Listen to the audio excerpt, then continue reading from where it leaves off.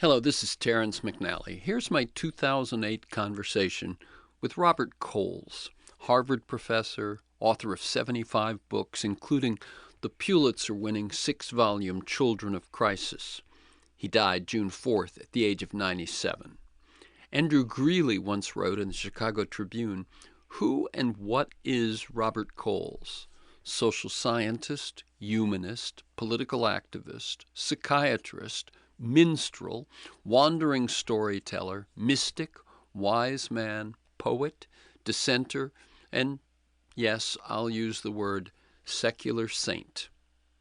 According to the New York Times obit, Dr. Coles variously described himself as a doctor, child psychiatrist, wanderer, oral historian, social anthropologist, teacher, friend, storyteller, busybody, nuisance, and idiosyncratic oddball. Coles was awarded a MacArthur Fellowship in 1981, the Presidential Medal of Freedom in 1998, and the National Humanities Medal in 2001. We lost a valuable human being.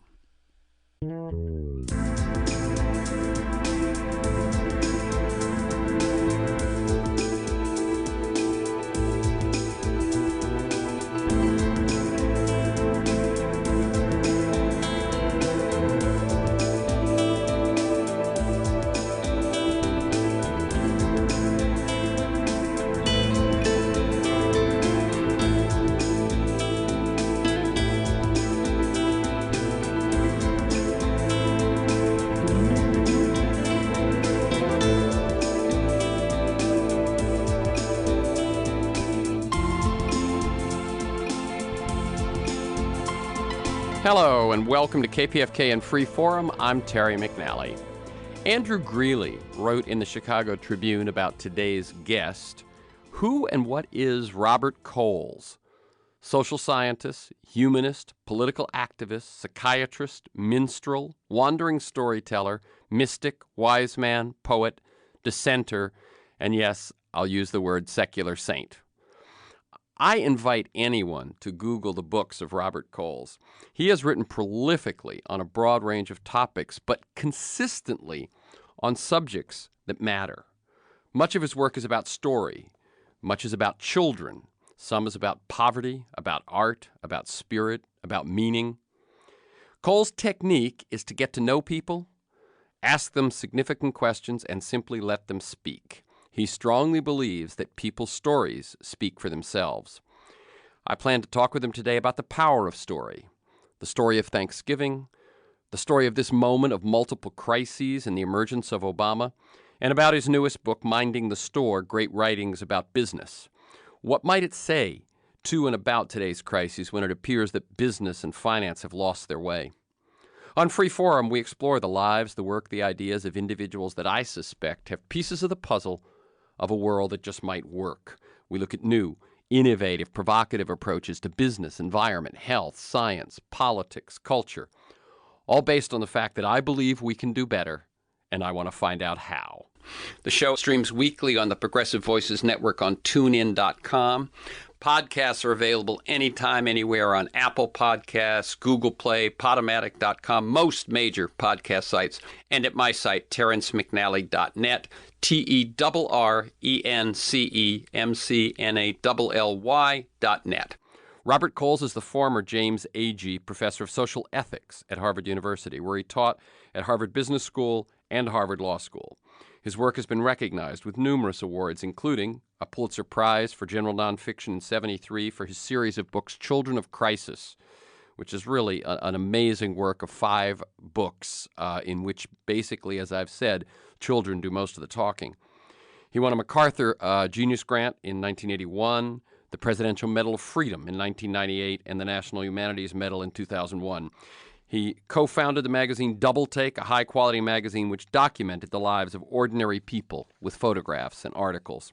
He's written over 75 books, including the Pulitzer Prize-winning Children of Crisis, best-selling The Moral Intelligence of Children, The Spiritual Intelligence of Children, The Call of Stories, Growing Up Poor, Bruce Springsteen's America, and his newest, Minding the Store, great writing about business from Tolstoy to now, of which he is co-editor.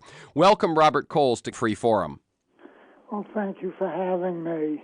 Robert, it's a pleasure to have you on. As I said in the intro, what I want to do is talk about story, what drew you to story, your understanding of what you mean when you say story, and then look at some things in the world through the prism of story. So, first of all, what do you mean when you say story?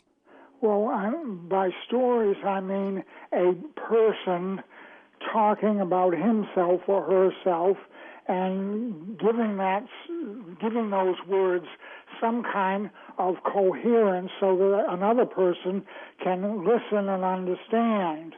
And then there are writers who take the voices in their minds and put them down on paper and words with the same intention. They take out of what William James, an American psychologist, called blooming, buzzing confusion of everyday life. The storyteller pulls it together and finds a certain, a story in it, a coherence that makes sense to another person. So storytelling, in a way, is affirming who we are. That we're the creature of language. Unlike all the other creatures that populate this planet, we use words, and we pull them together in order to connect with other people. That's what storytelling is about. If you stop and think about the oldest books, including going back to the Bible, there are stories in those books which are meant to illustrate what it is that the particular person speaking and or writing had in mind. Okay, I know that one of your Harvard colleagues for many years, Stephen Jay Gould, he actually says that human beings are the primate who tells stories. Well, that's a very nice way of putting it, and I would certainly agree with him. You know, the American novelist Walker Percy used to talk about this, and he'd say, if you want a definition of what a human being is, the definition could probably begin with that use of language to convey to another person a story. And that's, by the way, what do we do as parents with our children? We bring them up by telling them one story after another in order to make sense of this world for them. And by the way, as we're doing so, we're making sense for ourselves yet again. And of course, a story is a two-way street. You tell a story to someone, they listen, and you respond to their attentiveness in listening, and in a sense, you hear your own story amplified through the other person's reaction.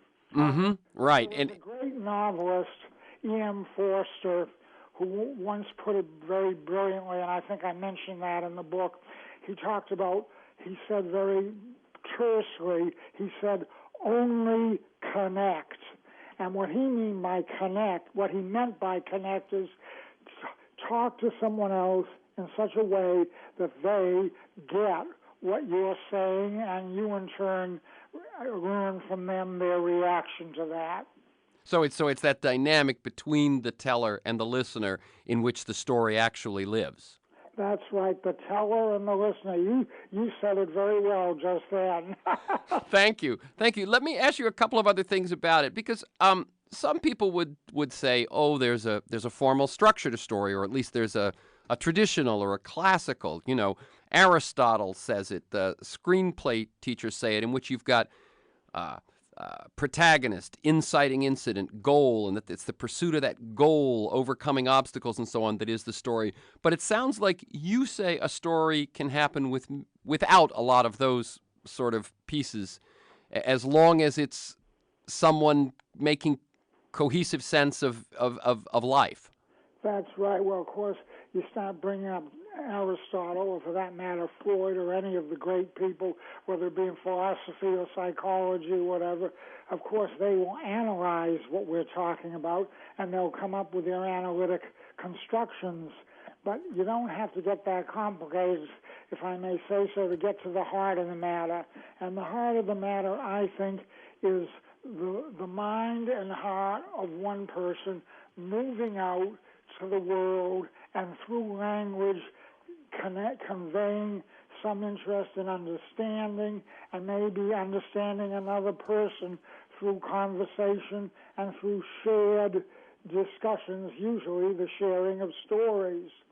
I happen to be a child psychiatrist, and I've watched children for years, over the years, learn how to tell stories, and I've seen the wonderful satisfaction, heard it in their voices and seen it on their faces when they know how to say something that is understood by another person.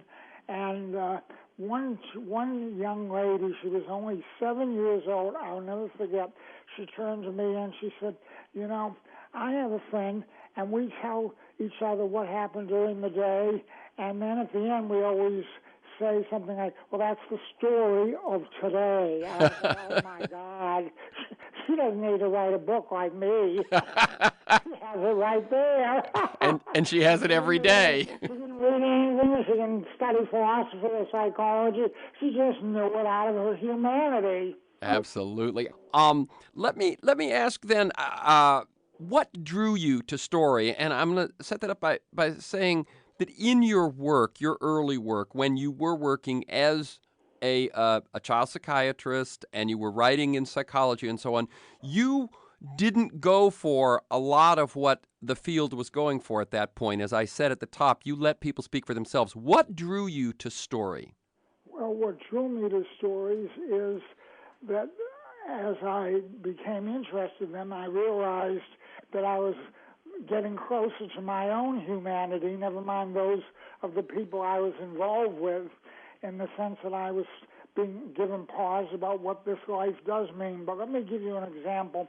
When I was learning to be a doctor, I'll never forget, we had a polio epidemic in Boston, and a lot of kids were in the children's hospital then. That's before the Salk vaccine came into use. We're talking about the 1950s, before that vaccine. But I will never forget a boy lying on his back, paralyzed from the waist down. He couldn't move his legs. And he turned to me and he told me that he's worried about me. Worried about you? Yeah, and I looked at him and I said, wow, why are you worried about me? He said, well, you're tired. You're working so hard. And then I said, well, I guess you're right. What would you suggest that I do? And then I was stunned. He said, well, you could go and take a rest, but what I think you might do is just go and get a good book that tells you a good story that relaxes you. I'll never forget it. And I thought, this kid knows a lot better about psychology and psychiatry than I do. Wow. What I needed is to kind of pull myself together and maybe stop and think about what I was doing and why I was doing it. Yeah, and it sounds like, I mean, moment. I can still picture it, and I can see him. Well, one thing that's wonderful in that is it is both a child and it is story. I mean, what then became very much the focus of your work for, 20 years? Well, it became the focus of my work from when I started doing this work.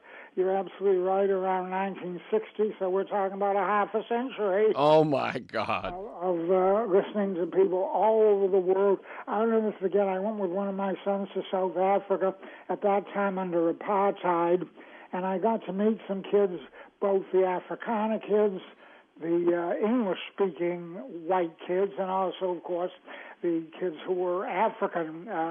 And I heard different stories from each group about what was happening in that nation at the time. And then I'll never forget one of the kids who actually came from a rather conservative Afrikaner background. He turned to me and he said, "You're hearing all sides of the story." That's the way he put it. I said, "I'm trying to." He said, "Well, are you going to pull a story out of this that everyone can pay attention to?" I said, "I guess that's my job as a writer." But you'll notice he was talking about stories as told, and in a way as told by the one who hears stories, namely, in this case, me. But we all do that with one another. We listen to others. we interpret what we've heard, and then we tell it to other people, as do people when they give an account to someone of what happened to them that day, including the people they met, heard from, talked to, and now, in a summary form, go over it with another person. Right, right. One of the things I actually talk to a lot of nonprofits and foundations when I'm not on the radio about communicating their message. And I encourage them that the most powerful tool that they have is compelling human stories. And one of the things two of the things that I say, and I'm just going to get your feedback on this, when I'm trying to get them to transition from writing reports or dealing in sort of a dead language of academia or science or something, to bring it to life. And one of the ways that I say that most brings it to life is snatches of dialogue. And it's interesting, in every example you've gone to, it's the actual words that someone spoke to you 50 years ago, 30 years ago, that are what you are passing on at this moment years later. That's right, and we're the creature who not only speaks to others and listens to them and understands, but we're, in a way, I'll put it this way, we're the creature who remembers and then takes that remembrance, as one novelist put it, remembrance of things past. We take that remembrance and convey it to other people in our own way, making a story out of larger stories, whether they be the larger stories of what we've gone through in a particular day or over the years, or the particular story of a book, of an article, or, for that matter, something they heard on the radio or saw on television. And that's who we are, the one who listens, watches, then connects the heard and the seen into the coherence of a story that is, you want to call it a tale, you want to call it a narrative, whatever. It's the person realizing his or her humanity through sentences that accumulate and become ultimately, may I call it, an unfolding of what was, so that the other person might understand that and maybe make a part of his or her life. So the sense, storytelling comes near to what that expression "I thou." Mm-hmm. Storytelling is the medium that I and thou connect. Mm-hmm. And it is what the power of the story, or the reason that people go to it and exchange it, is for themselves understanding and then for connection. I think it's for both. Yeah.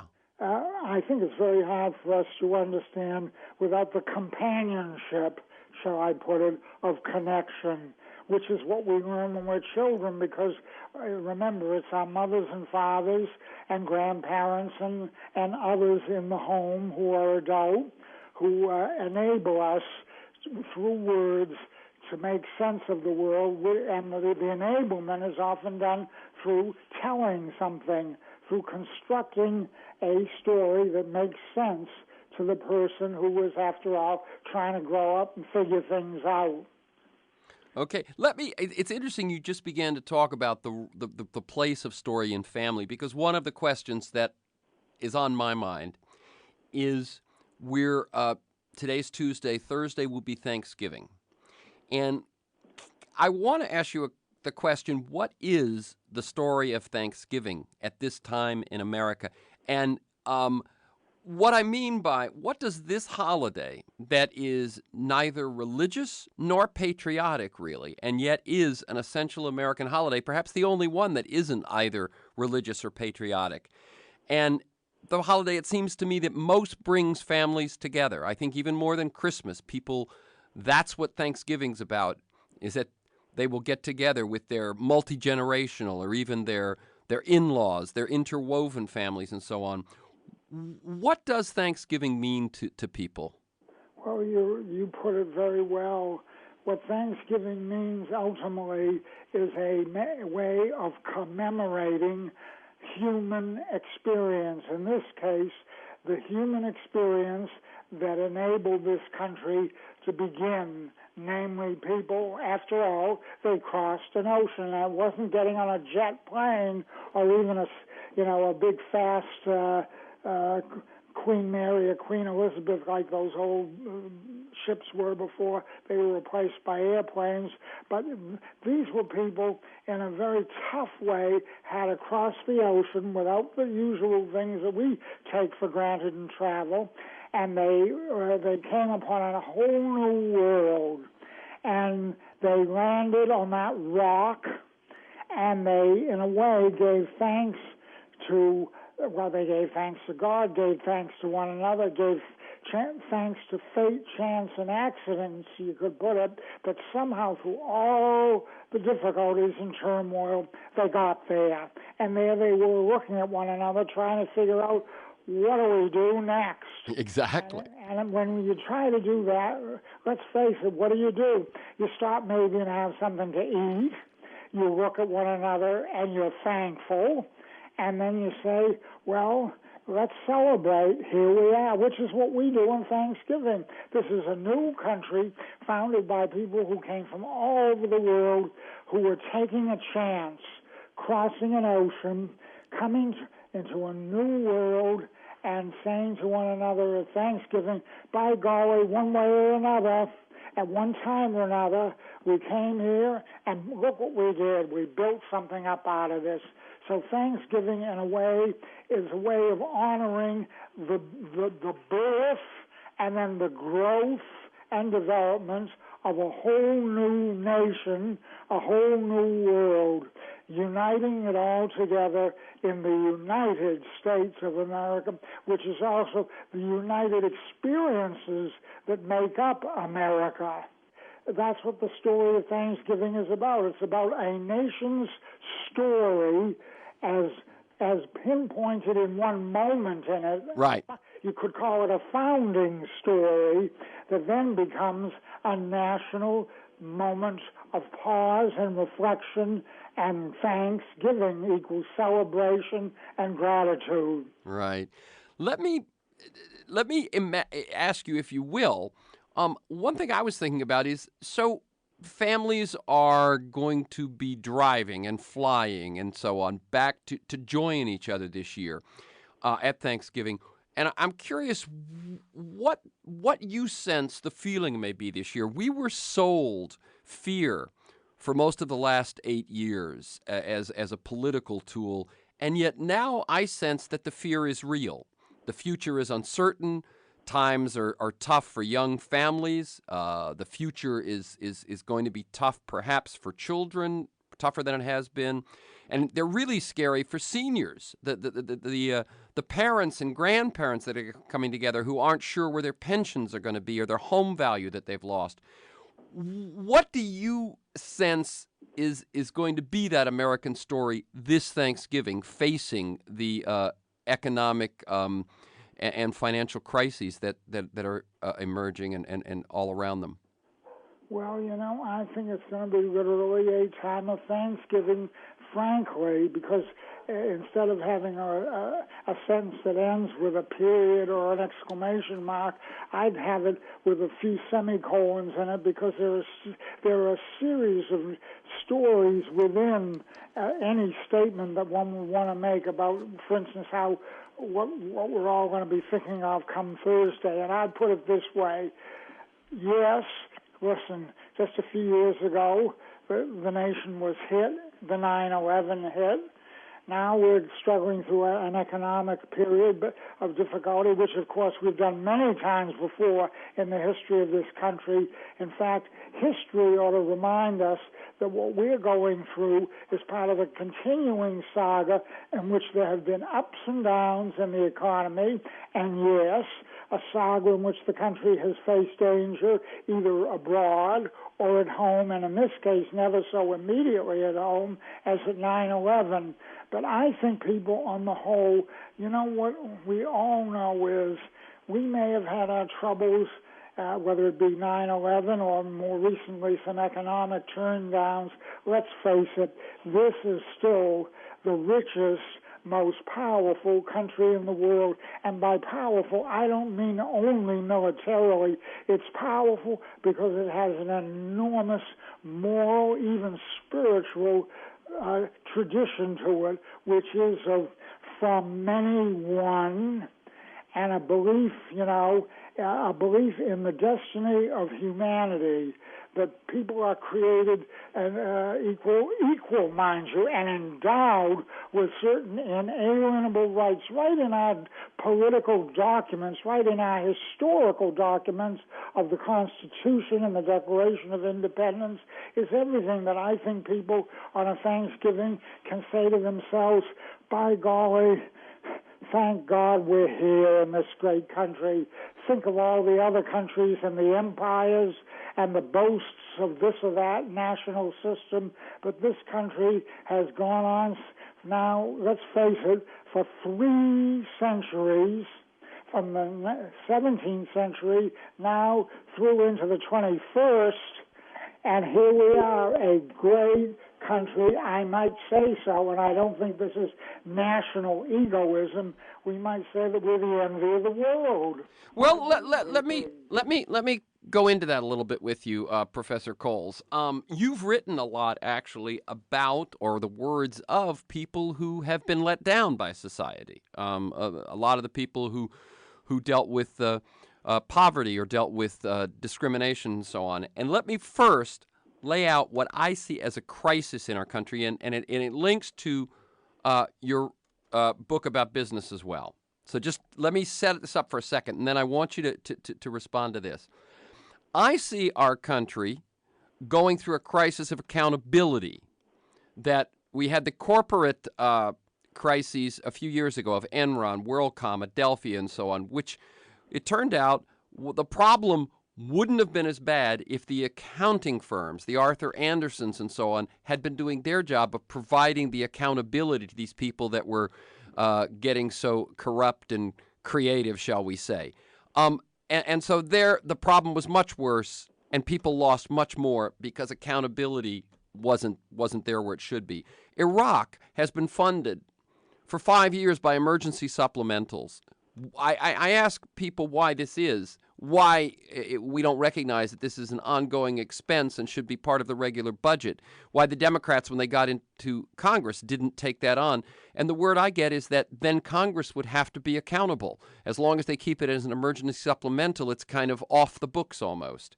Then we have the financial crisis, where these exotic instruments, the derivatives, the credit default swaps, and so on, were being okayed by the Standard & Poor's and the Moody's. Again, the firms that were supposed to provide the accountability but didn't. So in all 3 cases, we have massive failure, and the failure is made much worse and the cost much greater because the people who are supposed to be in place to provide accountability are not.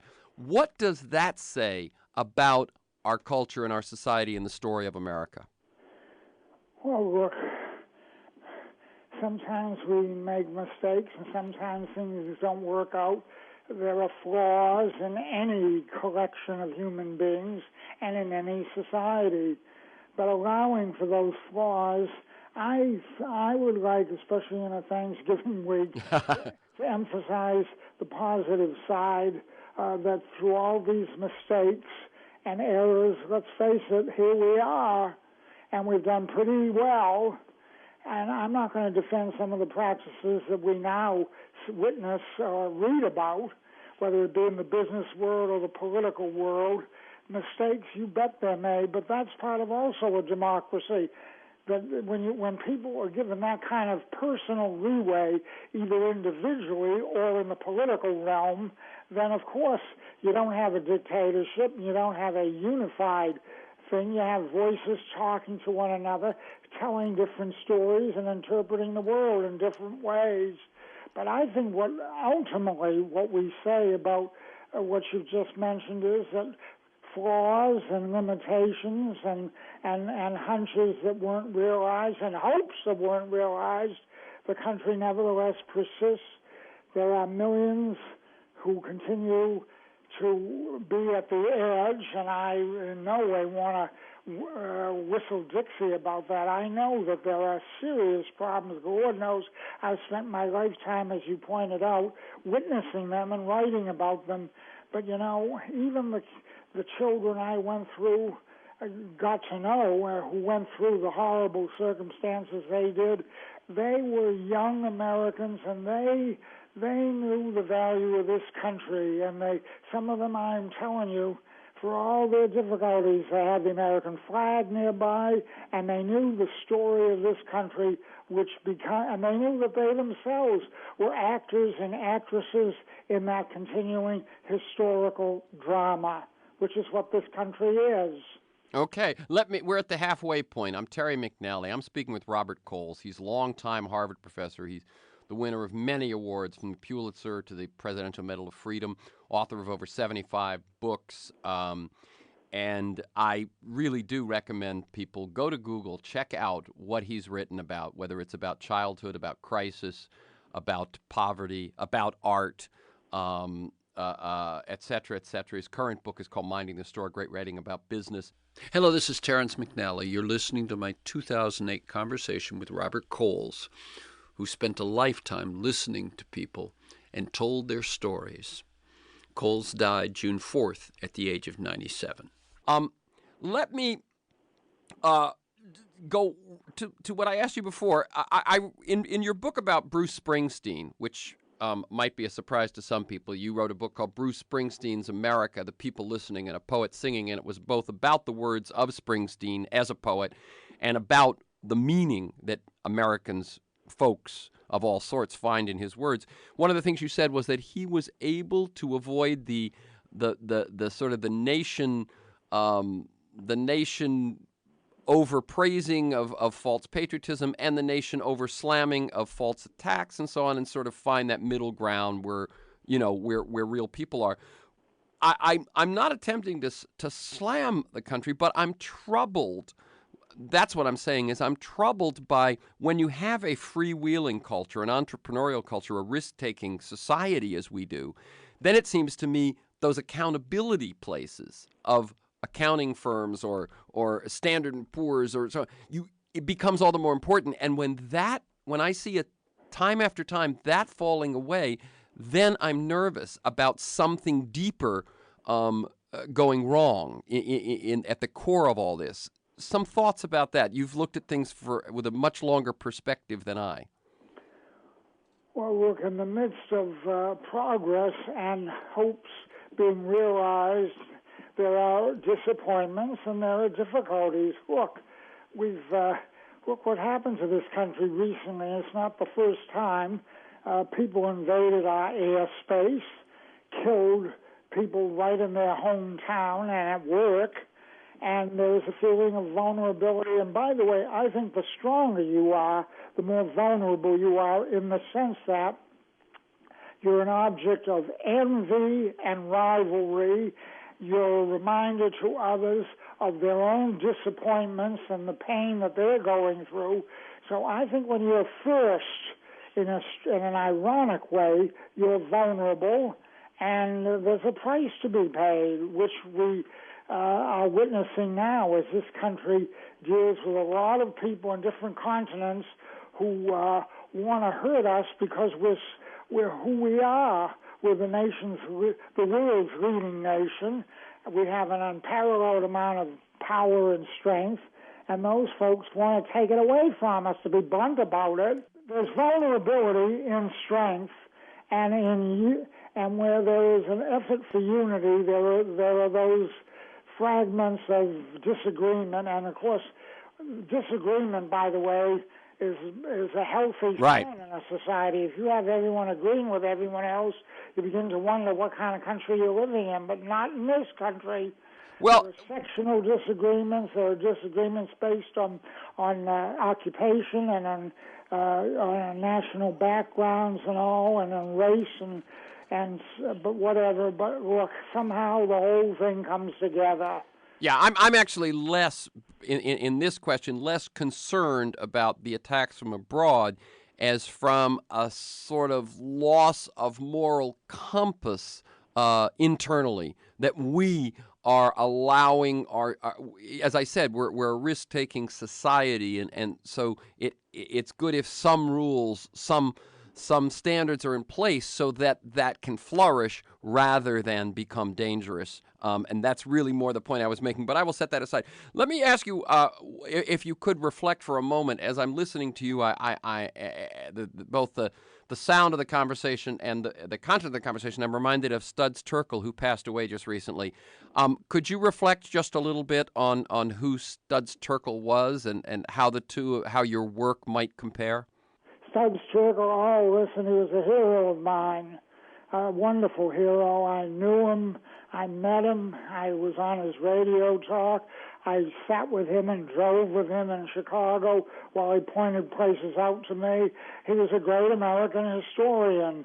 You want to call him a social historian, you want to call him a journalist, you want to call him a writer, whatever you want to call him. He was a great American who was watchful of the country and paid enormous attention to it by listening, and very important, by getting others to say what they saw and heard so that their voices, their experiences, their memories became part of a collective national experience, because after all, for millions of people, Studs Terkel, among other things, was a great and continuing teacher. That's what he was, a social observer who knew how to get other people to work with him, and together they told America about itself.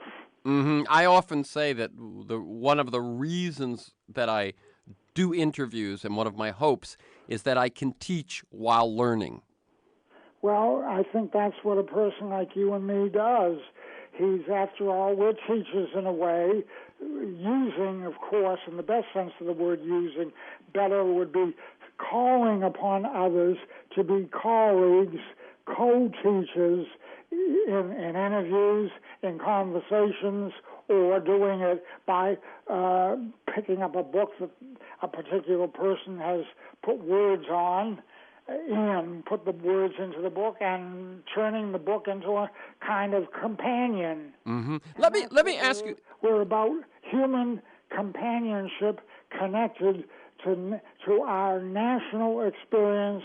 We're all American companions in the story, the developing story of this country. Mm-hmm. That's the voice of Robert Coles.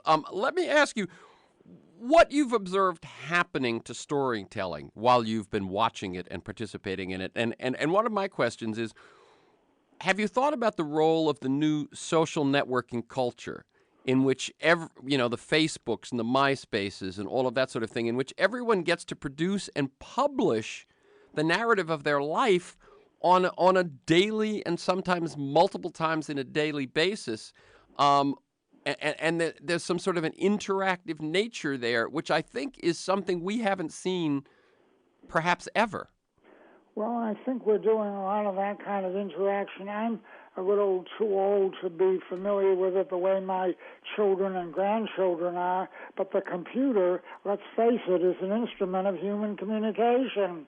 And through the computer, among other new modes of connection, people are learning about one another and trying to understand through that experience the world they live in. Now, of course, like in all human connection, there can be flaws and mistakes, because people can take an instrument of communication and turn it into an instrument of hurtfulness, which we do with words when we speak to people, and there's no guarantee that a machine like a computer is going to eliminate what the Bible would remind us is our sinful side. You don't need the Bible to be reminded of that. Anyone who observed his or her fellow human beings, including himself or herself, will be reminded that we all have those moments when we don't exactly live up to what we hope we'd like to live up to. And I think these new methods of communication through videos and through computers are yet another instance of human beings speaking, listening, observing, trying to understand, perhaps with technological assistance. But let's face it, whatever technology does, it's going to always have to be used by people who have a brain and then have a language that they resort to either by speaking or writing or reading or whatever it is that enables that human connection that we've been talking about in this program. The book that is your latest book, which you co-edited with Albert Lafarge, called Minding the Store, great writing about business. I read that it grew out of a course that you taught at Harvard Business School and elsewhere, in which you asked future money market managers, risk arbitrageurs to pause for a semester and reflect on the ethical dimensions of their work.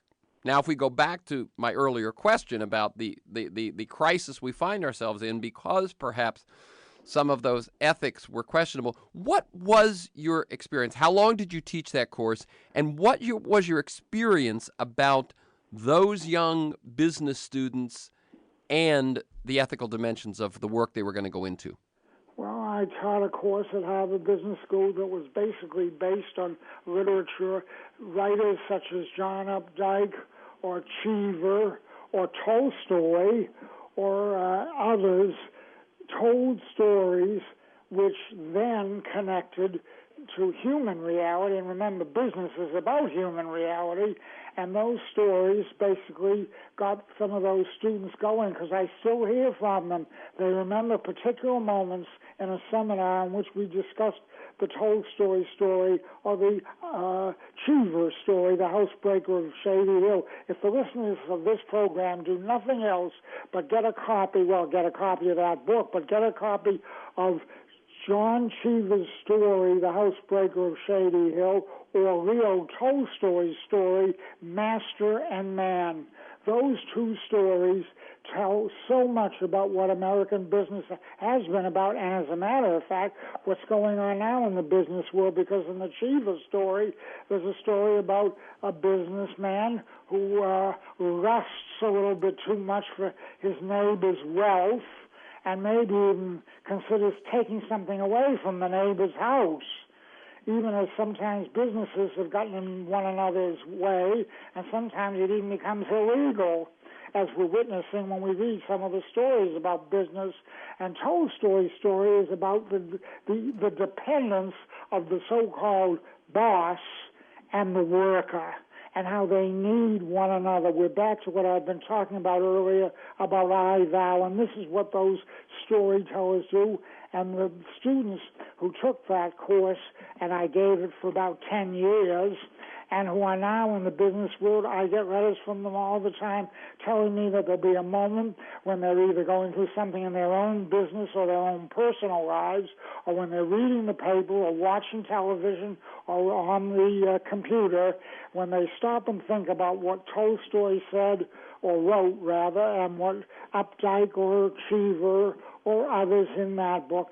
If I have to say so myself, I didn't write the book. I pulled these stories together, but Albert Lafarge and I pulled together a collection of stories that connect the reader to the world of commerce, to the world of stores, to the world of businesses, to the world, yes, of us who buy and purchase and hope and aspire and maybe hope to climb a ladder or two, a rung or two up a particular ladder. But they're wonderful ways, those stories, of looking not only at business, but ourselves, who are either in business or would like to be, or who purchase from businesses or work at those businesses. Well, let me ask you, though, in terms of they were looking at the ethical dimensions of business, it looks to me, I mean, that the failures in the way that, let's say, subprime mortgages were combined together and sold as safer than subprime mortgages, that the short selling that has been rampant, people betting on others' failure, the credit default swaps that were basically a gambling casino on enormous leverage that could not stand, that would have enormous repercussions if there were failure, as there has been. Do the students that you were dealing with for those 10 years, who were going on to become this is Harvard Business School. They are going on to become the investment bankers and so on. As you watch what's happening now, where it seems like people just went too far, any thoughts about moments in your teaching that provide a window into the ethical dimensions of what's going on? Well, I think that the course enabled them to do that. But by the way, you don't need to take a course to do that. You don't even have to read a book to do it. You do it in your humanity.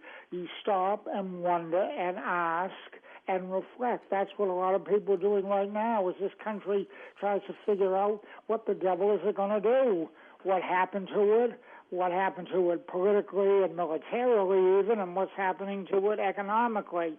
You know, during the Great Depression, much greater than I hope anything we're going to go through now, much, much greater, there were a lot of writers, storytellers, who came out of that and wrote about it, and for that matter, it was the genius of the New Deal that it got the FSA going, the Farm Security Administration, in which photographers went across America with their cameras and basically told stories.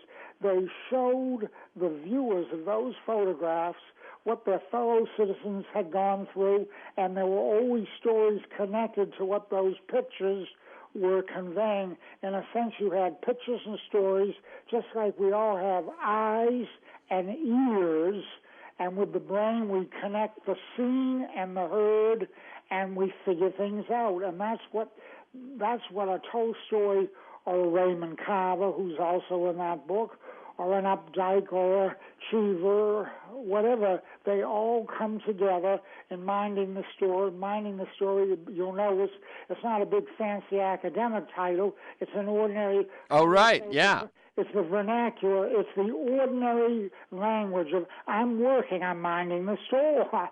And we meant it to be that. We didn't want some fancy, abstract social science essay. We wanted the ordinary stories of good American storytellers and other storytellers from all over the world as they dealt with human business. And we wanted those stories to resonate in the lives of those young people who are starting out themselves in that life. And by the way, as I mentioned earlier, I hear from some of those once students who are now in American businesses, and I repeat, they go back to a moment when Tolstoy or Cheever or whatever, Studs Terkel, who's also in that book, helped them pause and reflect about what they're doing and why and to what effect. Let me ask you. In a sense, the writer helps restore the reader to his or her humanity, even as in the writing, the writer or the photographer with a camera attempts to connect to that humanity and convey it, and so doing convey it to others. As you have watched this last year in the presidential campaign of Barack Obama, and finally the election of Barack Obama, a African-American man, a man in so many ways the opposite of the person he's replacing in his background and his intelligence and his curiosity and so on. What have you felt about that story? Well, I'll tell you what I felt through these. One of the African-American kids I worked with a long time ago, they're the same age as Barack Obama is. They're in their late 40s. They went through mobs to go into schools in order to get an American education when those called segregationists were screaming at them and insulting them and threatening them. Now the country's gone through that, and one of them I spoke to called me up in amazement and said, can you imagine where we've gone since you and I used to sit and talk about the riots in New Orleans? That's in the early 1960s. That's 40-plus years ago. And now look what happened. And she said to me, it was very poignant, she said, I just think that this shows you that you always have to remind yourself that what is may not be later, and that later something will be different. Now, she's not a poet or a philosopher, but pretty close to being one. And she did a wonderful job of putting it to me. And then she jokingly said, because she knew I used to ask children to draw pictures, she said, have you ever thought of asking him to draw pictures? I said, I don't think he needs to draw pictures. He's already drawing a very big picture for the American people to think about the story of his life and the story of what he and his wife are trying to do as American citizens. So it's a great American story of which their story is a chapter in that continuing saga. Now, we all have a right to claim that our story is a part of that, too, but in a sense, these two are emblematic, and they give us pause to think, and they tell us in their own way, look at history as it unfolds and changes, and in which we have how would Paul Tillich, the theologian, put it, a new being. And that's what the Obamas are giving America politically, and maybe even morally and spiritually, a new kind of being. And it's liberating not only for people of color, I must insist, but for all of us of whatever color our skin and background. And that's, in a sense, they are instruments in the positive sense of the word as instruments. They are instruments of an unfolding American history. And remember, the word story is a part of history, of an American political and social story. So we'll see how it unfolds, but I think the whole world is very taken by it, even as we are, and we'll wait and see, and it's quite an adventure for all of us. Yes. In your book, Lives of Moral Leadership, you write, I'm just going to read a little bit here, we need heroes, people who can inspire us to help shape us morally, spur us on to purposeful action.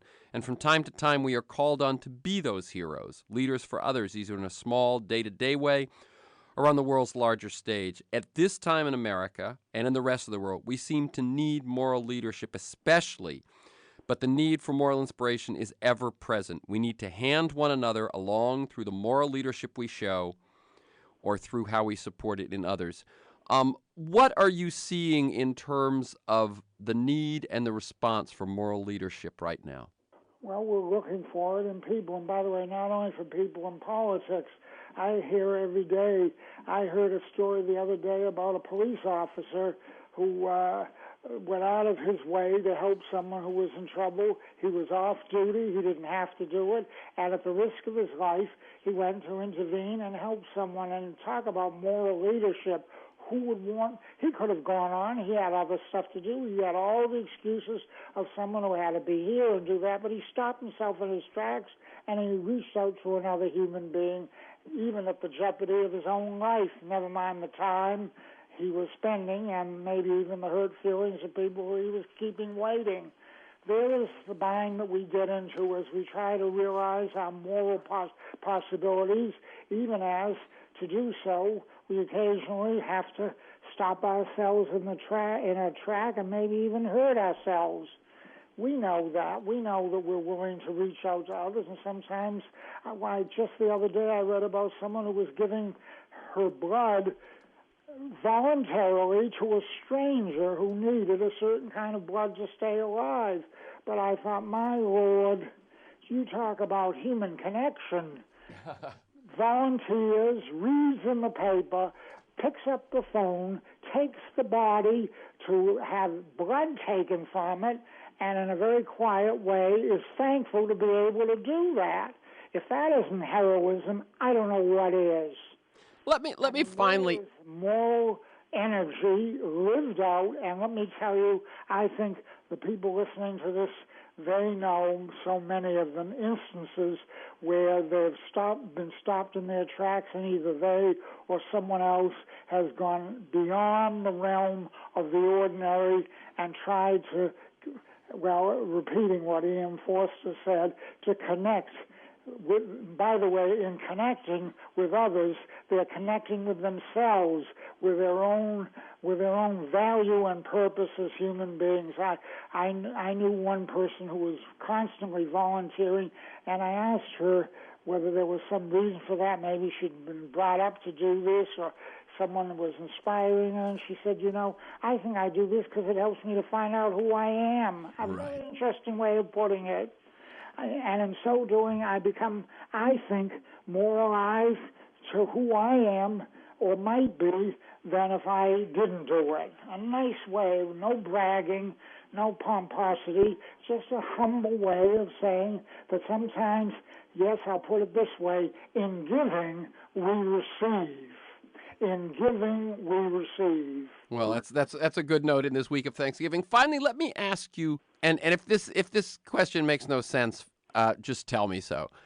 But in the story that most people tell themselves, the big story about who we are and what we're doing and so on, is your sense that given that we have climate crises and ecological crises, and we still have so many other crises facing us, do you sense that people believe that we're ultimately going to make it?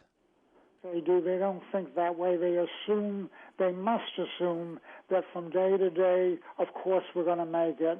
They don't want to fall victim to despair. They want to insist that with their efforts and the efforts of all the people all over the world, somehow we will make it. And remember, let's not get too egoistic about it in the sense that let's get some perspective. Whatever we're going through now, believe me, people have gone through much, much worse, both in this country and, of course, in other countries.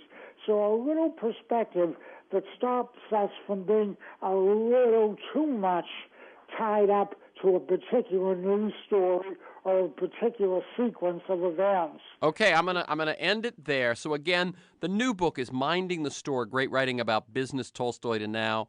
Thank you to G, my engineer, to Stan Mizrahi in production, Matt Perez in traffic. I look forward to being with you again next week. Email me at TEMcNally, one word, TEMCNALLY @mac.com. If you want to receive my weekly email announcement of upcoming guests and issues. This is Free Forum. I'm Terry McNally. This is KPFK 90.7 FM Pacifica for Southern California, streaming and podcasting at kpfk.org.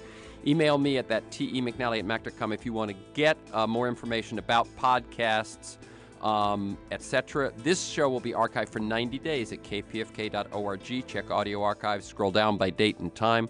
Next week, I will have Marion Blank on a whole new theory of how children could much more easily learn to read, and Mark Darrow on the medicine of the body rather than of disease. Thank you to Robert Coles. Keep up the good work.